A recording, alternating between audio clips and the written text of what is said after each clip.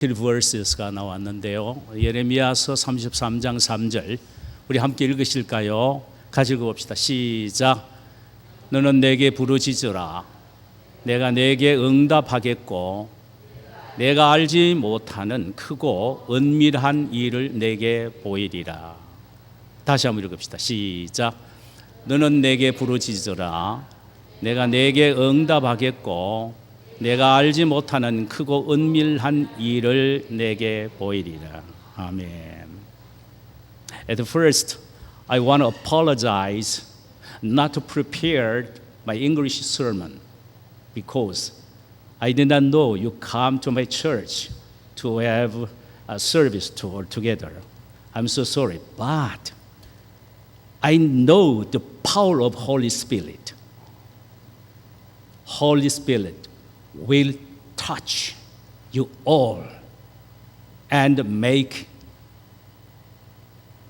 getting blessing from my Korean sermon.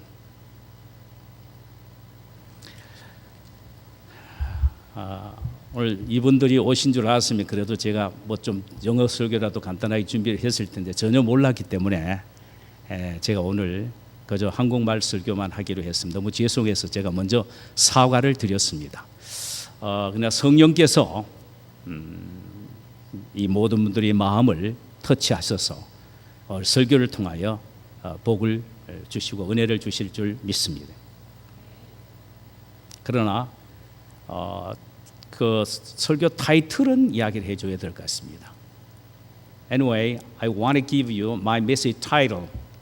Church, the spiritual community. Church is the community, spiritual community.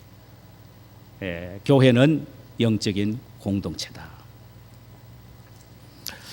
마크 카너라는 사람이 Transforming Your Church, 당신의 교회를 변혁을 시켜라라는 책을 썼습니다. 그는 그 결론 부분에서 이런 보고서 하나를 소개를 했습니다. 한 사람이 많은 사람들이 선호하고 있는 18교회를 선정하여 18주간 동안 한 교회씩 참석하여 평가서를 보고한 내용입니다. 이 사람은 자신이 찾아가는 교회마다 언제나 강대상 제일 앞에 앉아서 예배를 드립니다. 그리고 예배를 마치고 난 이후에는 중앙 통로를 따라서 이제 교회 밖으로 나갑니다. 나가다가 다시 돌아서 또 중앙 홀웨이를 타고 들어와서 그 다음에 유유히 다른 홀웨이를 타고 또 빠져나갑니다.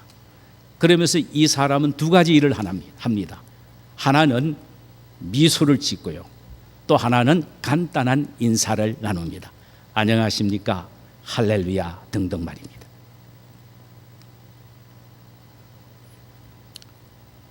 그리고는 그 교회에 대하여 다음과 같은 평가 기준을 사용해서 점수를 매겼습니다. 그 교회 성도 중 한 사람이라도 자신에게 미소를 보내는 사람이 있으면 10점을 주었습니다. 그 교회 성도 중 한 사람에게라도 자신이 인사를 받는다면 또 10점을 주었습니다. 만약 어떤 성도라도 자신의 이름을 소개하면서 인사를 나누는 사람이 있다면 100점을 주었습니다. 만약 인사를 나누는 그 사람이 다른 모임에 자신을 소개하며 초대한다면 200점을 주었습니다. 만약 그 사람이 또 다른 사람에게 자신을 소개해 준다면 1000점을 주었습니다. 만약에 그 사람이 자신을 그 교회의 담임 목사님에게 소개를 해 준다면 2000점을 주었습니다. 그 보고서는 이렇게 말을 하고 있습니다. 이런 기준으로 계산해 볼 때에 18개 교회 중 11개 교회가 100점 미만이었다라고 했습니다. 그리고 18개 교회 가운데 5교회는 20점 미만이라고 했습니다. 그러면서 저자는 이렇게 말을 했습니다. 만약 어떤 교회가 성경적인 교리를 갖고 뜨거운 찬양을 하며 강력한 말씀의 선포에 의한 감격적인 예배가 있다고 해도 새 신자가 자신을 반겨줄 어떤 사람도 찾지 못하고 있다면 그는 그 교회에 다시 오고 싶지 않을 것이다 라고 했습니다. 결국은 교회 부흥은 성도들에 의하여 영적 분위기에 의하여 되어진다는 말씀이 옳습니다. 그렇다면 과연 우리 모두에게, 우리 교회에게 몇 점을 줄 수 있을 것 같습니까? 제레미 리프킨이라는 사람은 21세기를 향하여 접속의 시대라고 말을 했습니다. 그는 21세기는 누가 강력한 사람이 되는가라는 질문에 스스로 대답하기를 21세기의 강자로는 누가 얼마나 많이 가지고 있느냐가 아니고 누가 얼마나 많이 접속하고 있느냐에 달려 있다고 했습니다. 소유가 아니고 접속이란 말입니다. 다른 말이면 소유가 아니고 관계란 말, 관계. 접속은 관계를 의미합니다. 그런 면에서 보면은 좋은 공동체 안에서 좋은 사람과 만나고 사귀는 것이 최고의 축복이라는 말씀입니다. 여러분은 교회라는 공동체에서 얼마나 좋은 사람들과 만나고 사귀고 있습니까? 그 사람을 보려고 하면은 그 사람과 사귀는 옆에 있는 사람을 보면은 다 알게 되는 것입니다. 참으로 인간은 만남이 중요합니다.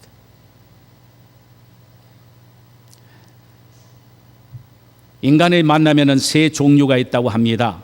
첫째는 생선과 같은 만남이요, 둘째는 꽃과 같은 만남이요, 셋째는 손수건과 같은 만남이라고 했습니다.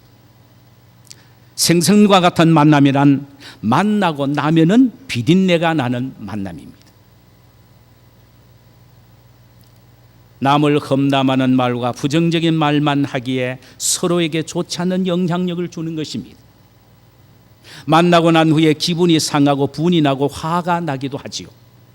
이런 만남은 만날수록 나도 모르게 부패해지고 더러워지고 나도 모르게 냄새를 피우는 것입니다.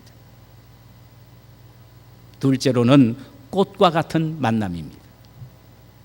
만나면 향기가 나요. 좋아서 어쩔 줄 모릅니다. 그러나 그것은 오래가지 않습니다. 꽃처럼 금세 시들어 버리는 만남을 의미합니다. 꽃과 같이 향기는 있으나 열매가 없습니다. 이런 만남은 인간적인 만남이요, 세속적인 만남인 것입니다. 마지막 하나의 만남은 손수건과 같은 만남이지요. 이런 만남은 인간의 정이 있습니다. 은혜가 있습니다. 사랑이 있고 섬김이 있습니다. 서로에게 참으로 유익을 줍니다. 상대가 인생살이의 아픔을 당해 눈물을 흘리면 그 눈물을 찾아가서 닦아주는 만남입니다. 상대가 인생의 오르막길을 오르다가 힘이 들어 땀을 흘리면 다가가서 땀을 닦아주는 만남입니다.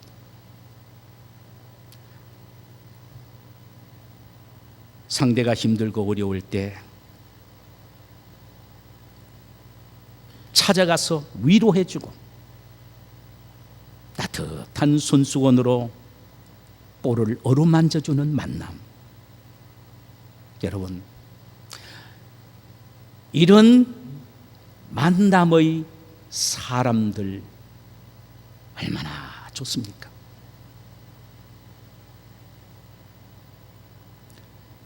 힘들고 어려울 때 그리워지고 찾고 싶은 사람들 아닙니까?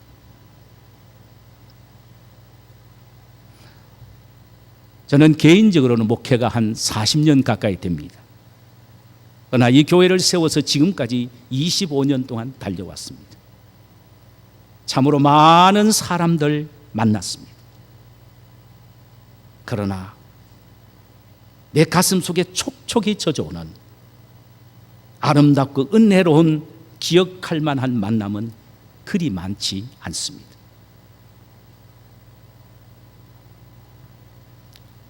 서로가 눈물을 닦아주고 땀을 닦아주는 손수건과 같은 만남, 얼마나 행복하고 아름답습니까? 마지막 주님 앞에 서는 날 우리 주님은 손수건으로 우리의 눈물을 닦아주신다고 시편에서 말씀하고 있습니다.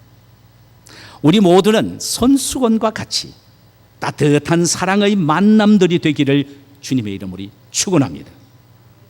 하나님의 공동체인 교회의 만남은 바로 이런 만남이어야 합니다. 오늘 본문은 영적인 공동체인 교회가 손수건과 같은 아름다운 만남이어야 함을 보여주고 있는 성경 구절입니다. 시편 133편은 다윗의 쓴 시편 가운데 가장 짧은 시 중에 하나입니다. 이스라엘 백성들이 절기 중에 예루살렘 성전에 올라가서 부른 노래이기도 했습니다. 그들은 각곳에 흩어져 살고 있다가 1년이 되어서 1년에 세 차례가 되면은 절기 때마다, 새 절기 때마다 예루살렘 성전에 올라옵니다. 그리고 하나님께서 공동체에게 베풀어 주신 은혜와 축복을 생각하면서 시편 133편을 함께 노래 부릅니다. 그러므로 예배 때에 없어서는 안 되고 반드시 불러야 했던 것이 시편 133편 오늘 본문입니다.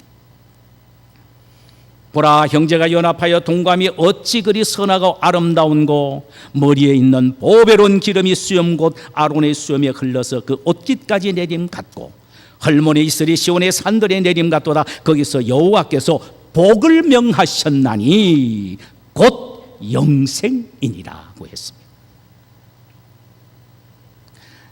여기서 다윗은 하나님의 공동체인 이스라엘이 얼마나 귀중한지를 통해 신약 시대에 그리스도로 말미암아 이루어질 영적인 공동체인 교회가 얼마나 중요하며 영광스러운지에 대하여 깨닫게 해주기를 원하고 있습니다. 여러분은 진정 교회를 참으로 귀하고 영광스럽게 생각하십니까? 반드시 그렇게 생각하셔야 합니다. 그 이유는 몇 가지가 있습니다. 첫 번째 이유는 하나님은 교회의 모임을 보시고 영광스럽게 여기시고 기쁘시게 여기시기 때문입니다. 교회의 모임을 보시고 영광스럽게 여기시고 기쁘시게 여기시기 때문입니다. 이 사실을 오늘 본문 1절에서 이렇게 말씀하고 있습니다.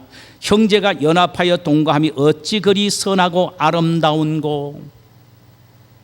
각곳에 흩어져 있던 유대인들이 절기를 맞이하여 모두 예루살렘에 모여 지파끼리 장막을 치고 일주일씩 기거하며 서로가 사랑의 교제를 나누는 모습을 보시는 하나님은 뭐라고 감탄을 하십니까? 선하고 아름답도다. How good and pleasant it is. 감탄문으로 되어 있습니다. How good and pleasant it is. 얼마나 아름답고 선한가. 이는 오늘날 교회가 한 성령과 한 주님 안에서 한 곳에 모여 예배하고 교제를 나누는 것을 의미합니다. 우리가 일상의 일을 멈추고 이곳에 모여 하나님을 찬양하고 예배하며 서로 사랑의 교제를 나누는 일체 영적 경건은 어찌 그리 선하고 아름다운 거라고 하나님의 감탄을 자내게 하기에 충분하다는 말씀입니다. 여기에 선하고 아름답다라는 말은 원 의미는 한 폭의 그림과 같고 마음을 유쾌케 한다라는 의미입니다. 한 편의 그림과 같고 마음을 유쾌케 한다. 여러분, 믿음의 형제끼리 하나가 모여서 하나가 되어 아름다운 예배를 드리며 찬양하면서 거리낌 없는 장벽 없는 교제를 나누는 것 보시고 하나님이 뭐라고 하시는지 아십니까? 한 폭의 그림과 같고 내 마음을 유쾌케 한다. 여러분, 하나님의 마음을 기쁘시게 해드리고 유쾌케 하는 일은 물질을 드리며 있는 것이 아닙니다. 하나가 되어 하나님 앞에 온전한 예배를 드리며 믿음의 형제끼리 아름다운 교제를 나누는 그 모습이 하나님을 육획케 한다 이 말이죠. 스바냐 3장 17절에서는 성도가 하나가 되어 예배와 교제를 나누는 모습을 보시는 하나님의 마음을 이렇게 표현하고 있습니다. 감탄적인 마음입니다. 너희 하나님 여호와가 너희 가운데 계시니 그는 구원을 베푸실 전능자시라. 그 다음에요, 그가 너로 말미암아 기쁨을 이기지 못하시며 너를 잠잠히 사랑하시며 너로 말미암아 즐거이 부르며 기뻐하시리라. 그렇습니다. 하나님은 공동체가 하나가 되어 예배하고 교제하는 모습이 너무나도 아름다워 그 가운데 찾아오셔서 기쁨을 이기지 못하시며 절제된 사랑으로 우리의 이름을 부리시며 좋아서 어찌할 줄 모르신다는 사실입니다.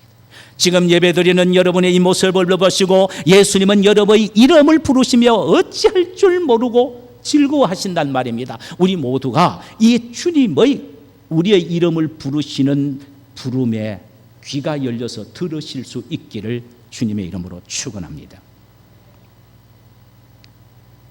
교회가 하나 되어 서로 사랑의 교제를 나누는 것을 하나님은 가장 기뻐하시며 행복해 하십니다.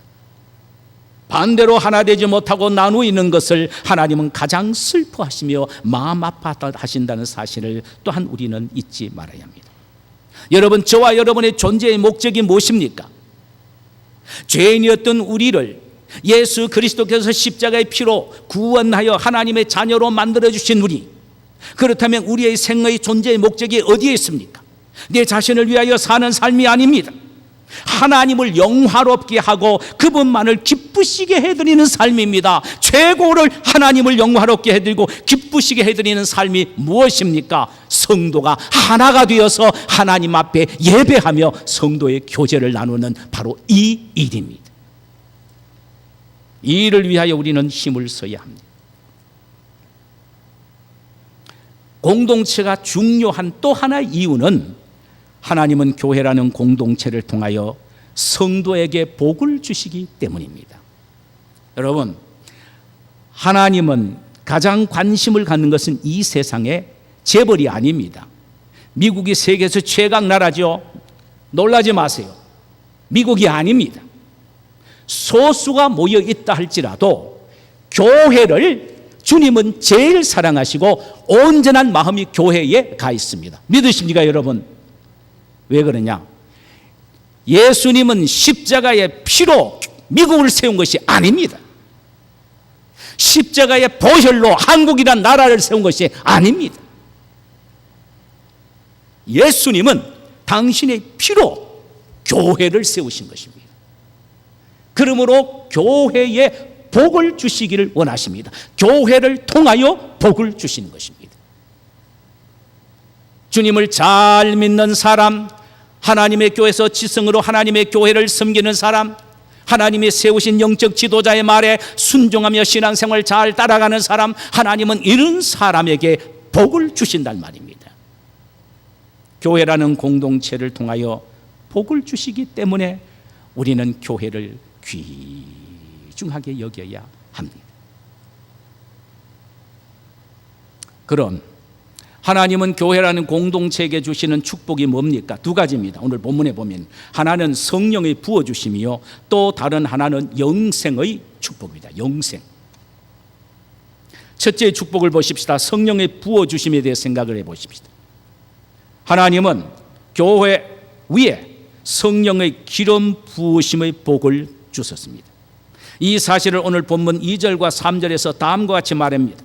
머리에 있는 보배로운 기름이 수염 곧 아론의 수염에 흘러서 그 옷깃까지 내림 같고 헐머니 이슬이 시온의 산들에 내림 같도다라고 했습니다. 여기서 다윗은 하나님이 영적인 공동체인 교회에게 베풀어 주신 은혜와 축복을 두 가지로 비유를 들어서 말씀하셨습니다. 하나는 아론의 수염을 타고 흘러내리는 기름이며 다른 하나는 헐몬산의 이슬입니다. 기름, 이슬. 기름, 이슬. 이것은 동일한 의미로서 성령을 상징합니다. 구약시대는 제사장과 왕과 선지자에게 기름을 붓습니다. 머리에요. 그 기름을 부음과 동시에 성령이 그에게 임합니다. 그래서 그에게 주어진 모든 일들을 아름답게 잘 마무리할 수 있게 하십니다. 그런데 제사장에게는 특별한 하나님의 기름 부음을 허락하십니다. 오늘 본문에 보니까 아론의 머리에 기름을 붓습니다. 그러면 이 기름이 흘러서 어디로 오냐? 아론의 브리얼, 수염에까지 흘러내립니다. 그러면 이 수염에 흘러내린 이 기름이 이 가슴에 뚝 떨어집니다. 근데 가슴은 뭐에 있나 하면은 흉패가 있는데 이스라엘 12지파의 이름이 적혀져 있는 흉패가 있습니다.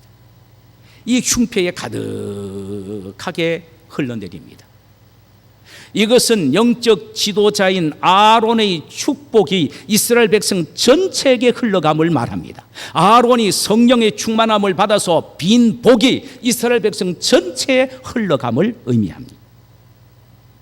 이 기름이 흘러내릴 때 말입니다. 그 향기가 온 백성들에게 퍼집니다. 그때 아론은 성령 충만하여 이스라엘 백성들을 축복하는 것입니다. 이는 교회라는 공동체가 살아있는 예배를 드리고 뜨거운 교제를 나눌 때에 성령의 기름 부으심이 그 가운데 넘치게 된다라는 말씀입니다. 우리는 사도행전 2장 그리고 사도행전 10장에 보면 이런 사실을 발견하게 됩니다. 오순절 성령 강림 때에 말이에요. 마가 요한의 다락방에 초대교회 성도들이 일심으로 한 마음이 되어 모여 하나님 앞에 기도했을 때에 성령이 폭포수처럼 그 위에 쏟아 부어졌습니다. 뿐만 아닙니다. 사도행전 10장에 보면은 역시 최초 이방 교회의 모태인 고넬료의 가정에 온 일가 친척이 모여서 한마음 한뜻이 되어 말씀을 듣고 예배를 드리며 기도했을 때에 오순절 성령 강림 버금가는 성령의 충만한 부어줌의 역사가 있었습니다. 여러분, 성령님은 하나로 만드시는 영입니다.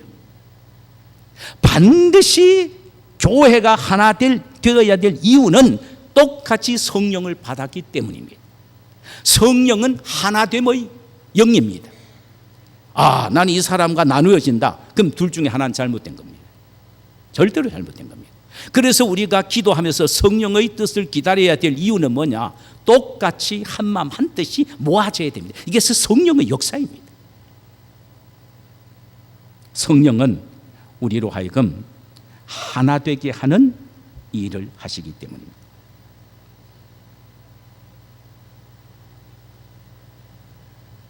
그러므로 저는 성령의 하나됨의 역사를 경험하기 위하여 몇 가지 제안을 여러분에게 드립니다. 첫째로는 교회 안에 여러분이 알지 못하는 새로운 사람이 들어온다면 따뜻하게 다가가시기를 바랍니다.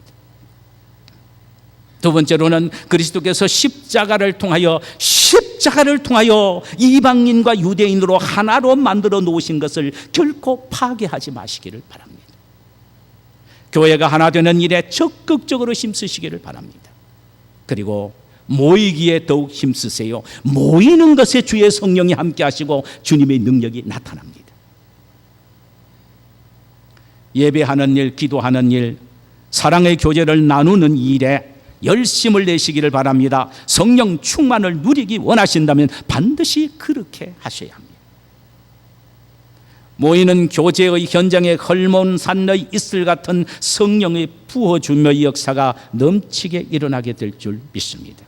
여러분, 성령의 부어주의 역사를 성령 충만이란 말로 표현할 수가 있습니다.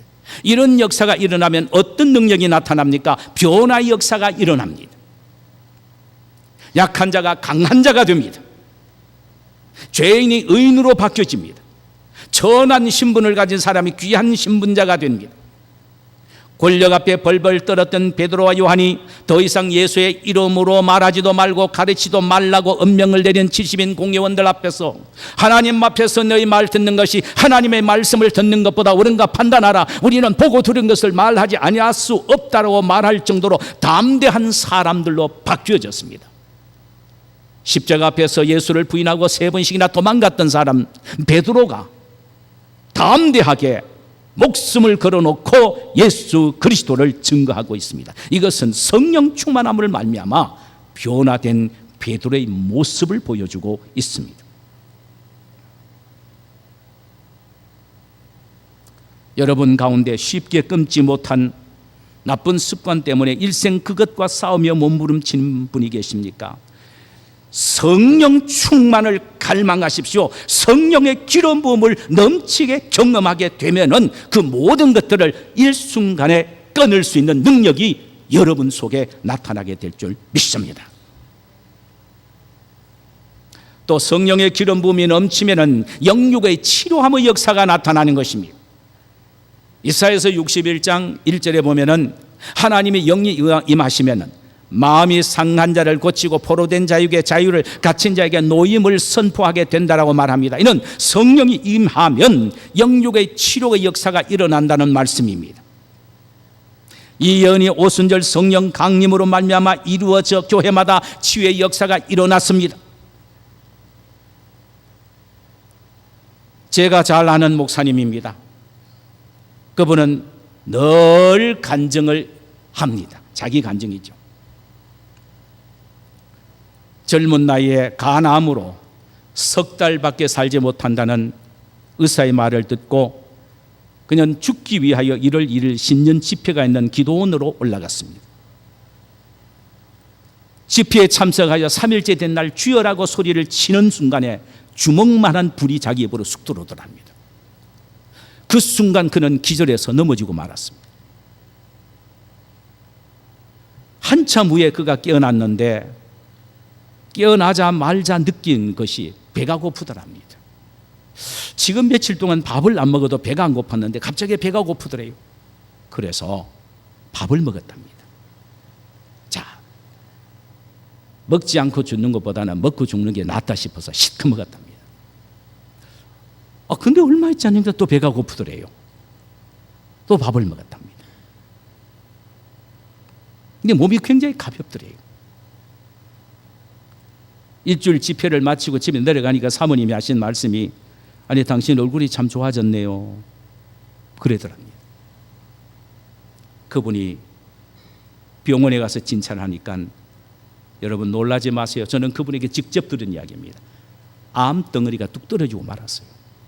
그분 이야기가 기도원에서 밥을 먹었는데 계속 설사가 나오는데 설사가 아니고 피들에 핏덩어리가 다 나온 거예요. 깨끗하게 나음을 받았니 지금도 그분 살아계십니다. 연세가 드셨죠. 그런데 그분은 지금도 1월 1일부터는 일주일 동안 무조건 기도원에 가서 힘이 자라는데도 금식을 하십니다. 옛날을 생각하고 말이에요. 믿음의 공동체가 서로 하나가 되어 사랑의 교제를 나누는 현장에 성령의 역사가 나타나고 성령의 역사가 나타나는 그곳에 치료의 역사가 일어난다는 사실을 우리 모두가 믿게 되시기를 주님의 이름으로 축원합니다.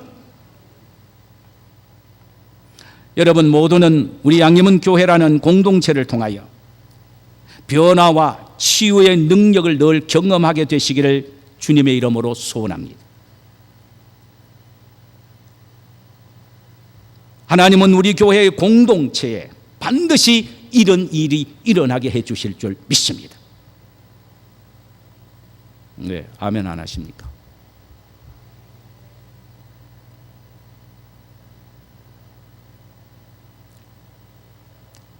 이 사실을 헐몬산에 이슬이 나온 이슬이 시온산들의 내림 갓도다라는 말씀을 통하여 표현해 주고 있습니다. 헐몬산은 이스라엘 산 가운데 제일 높은 해발 9,000피트나 되는 산입니다. 그곳에는 이슬이 얼마나 많은지 강물이 되어 해발 2,500피트 되는 시온의 여러 산봉우리들과 메마른 비탈길과 골짜기를 적시되 흠뻑 젖시는 것입니다. 높은 산이든 낮은 산이든 헐몬의 이슬 덕에 온통 물에 잠그듯 한다는 말입니다. 이것은 무엇을 상징하는 말씀입니까? 위에서부터 내리는 성령은 높은 사람이든 낮은 사람이든 귀한 사람이든 천한 사람이든 남자든 여자든 어른이든 어린아이든 교회의 공동체 안에 속해 있는 사람이라면 누구든지 차별 없이 부어주신다는 성령의 충만함을 상징하는 의미입니다. 요엘서 2장 28절에는 이렇게 예언을 하고 있습니다. 이 사실을요.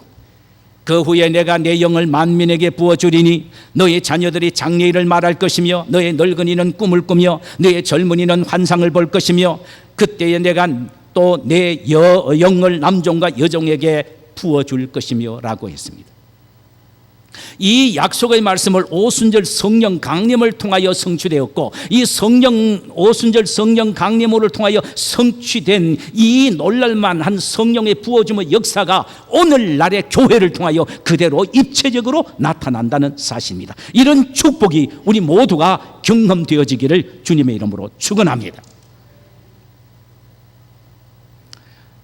하나님이 그토록 아름답게 보시는 공동체에 주시는 또 하나의 축복은 마지막에는 영생입니다. 3절 하반절에 보면은 거기서 여호와께서 복을 명하신 날이 곧 영생이니라. 여러분, 하나님이 영생을 선언한 것은 교회입니다. 세상 그 어떤 것도 아니고 어떤 단체도 아니고 어떤 종교도 아닙니다. 천하 구원을 얻을 만한 것은 얻을 만한 다른 이름을 우리에게 준 적이 없습니다. 오직 예수입니다.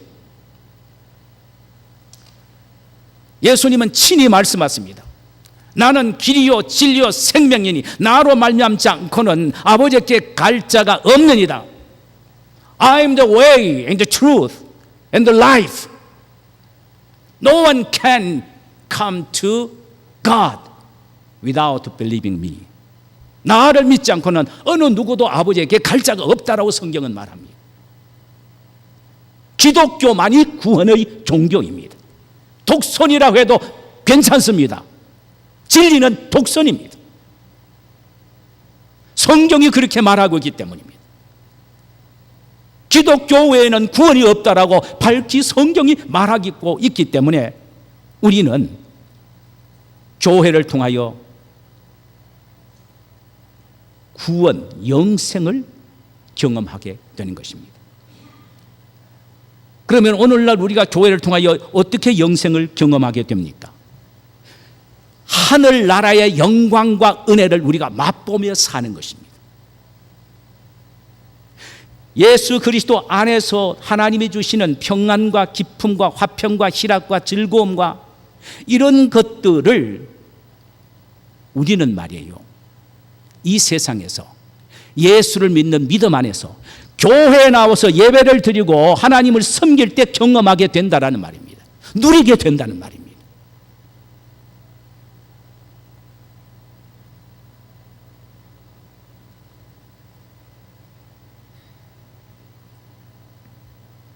그런 면에서 교회란 공동체는 천국을 예형 연습하는 리허설 현장이다. 그러므로 우리는 교회에 모이기를 힘써야 하며 자주 만나 영생 기쁨과 즐거움을 나누기를 좋아해야 합니다. 여기서 천국의 삶을 많이 연습해야만 그곳에서 낯설지 않습니다. 말씀을 맺겠습니다. 하나님은 우리가 모여서 예배드리고 찬양하며 하나됨을 참 기뻐하시며 좋아하십니다. 그저 좋아하시는 것이 아니라 어찌 그리 그 선하고 아름다운 거라고 감탄하실 정도입니다. 그리고 그 공동체를 통하여 성령의 기름 부으심과 영생의 축복을 허락하셨습니다. 우리가 모이는 교회라는 공동체는 이토록 귀중합니다. 우리 더욱더 모이기를 즐겨하십시다. 모여서 하나님을 찬양하고 마음의 문을 열고 성도끼리 아름다운 사랑의 교제를 나누십시다. 성령의 기름 부으심이 넘치게 될 것이며 다양한 성령의 치료함을 경험하게 될 것입니다. 이 세상 그 어떤 곳에서도 느끼지 못하는 천국의 기쁨과 영광을 우리가 풍성하게 누리며 즐기게 될 것입니다. 이런 축복을 누리도록 하기 위하여 25년 전에 우리 교회를 세우셨고 지금까지 인도해 오셨습니다. 우리 모두 이런 영적인 축복을 누리는 성도님들이 되시기를 주님의 이름으로 축원합니다. 자, 우리 시간에 찬송 한 장 부르십시다.